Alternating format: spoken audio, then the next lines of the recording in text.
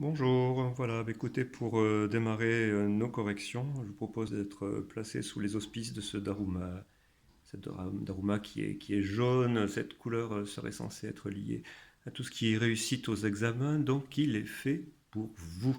Voilà, bingo, passons à l'exercice numéro 49, le premier que vous aviez à traiter. Je fais une mise au point à traiter dans le manuel pour aujourd'hui. Alors, hop, je recule. C'est pas évident de. J'ai pas 46 mains. Voilà, je fais la mise au point. Non, pardon, hein. Hop, voilà.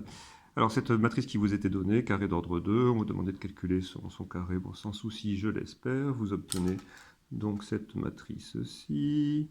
Voilà. Vous en déduisiez ensuite A au cube. Alors là, s'il vous plaît, il faut donner, avant de poser les calculs, la méthode que vous suivez, sachant que là, il y en a deux possibles. Soit d'effectuer a fois a carré, c'est ce que j'ai choisi de faire là. Voilà. Soit, vous l'avez deviné, a carré a, vous trouvez dans les deux cas ce résultat. On passe à a exposant 4.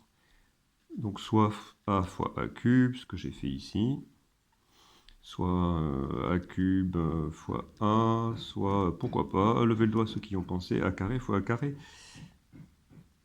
Et vous obtenez celle-ci. Voilà, et vous faites tilt immédiatement, sans même lire la question suivante. Vous connaissez bien sûr la matrice identité, carré d'ordre 2. Vous pouvez donc immédiatement indiquer ceci.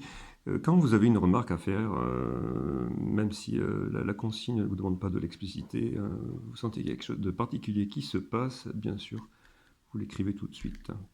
Voilà, surtout que bon, on va l'exploiter immédiatement, puisqu'on vous demandait ensuite d'en déduire l'inverse de A. Autrement dit, déjà, il faut en déduire que A est inversible. Alors, un petit rappel de cours, hein. J'ouvre une parenthèse. Au sens propre comme figuré. Donc là, vous vous retrouvez à avoir tout simplement à bien savoir votre définition.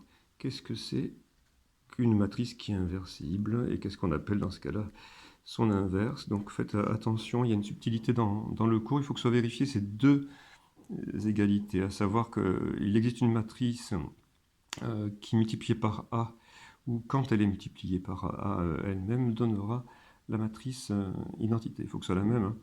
Donc ici, bien sûr, c'est allié au résultat précédent, puisqu'intervient la matrice identité. Autrement dit, chez nous, cette matrice n'est rien d'autre que A cube, pour que le produit soit égal à la puissance 4 de A qui est ici. D'accord? Vérification triviale. Donc maintenant, je reviens à la rédaction. Pas la peine de rappeler la définition sur une copie, hein, par exemple, il vous suffit de conclure tout de suite.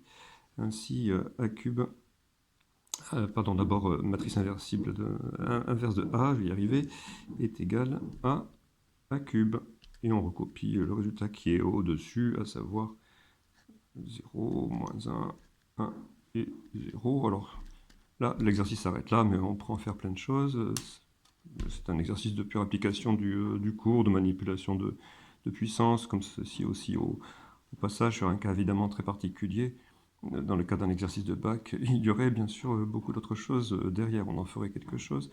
Une résolution de système, par exemple. Bon, quoique avec des coefficients aussi particuliers, avec ces 0 et 1 et moins 1 qui interviennent, un système ne serait pas vraiment passionnant à exploiter à partir de là. Voilà.